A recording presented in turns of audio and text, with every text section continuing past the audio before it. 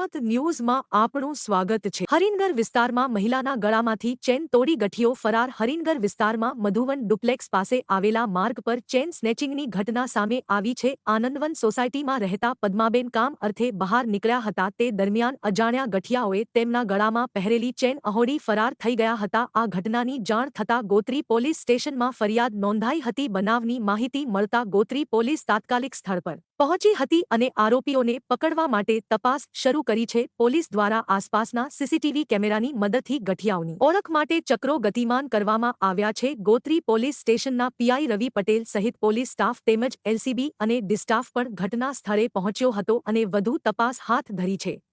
એમણે ખબર પોલીસને જાણ કરીએ છીએ।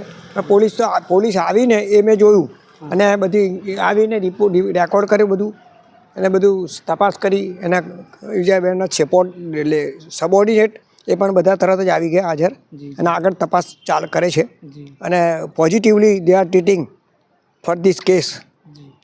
મેં આ બીજી વખત આવો અનુભવ કર્યો કે કંઈ કિસ્સો બન્યો હોય તો સમાજમાં તો પોલીસની વાન આવે એની જોડે તરત જ એમનું સ્ટાફ અને કોઈ બધા આવે છે અને કેસ સક્સેસ બી જાય છે મોટાભાગના કે પોલીસની તપાસમાં પેલો પકડાય બી છે।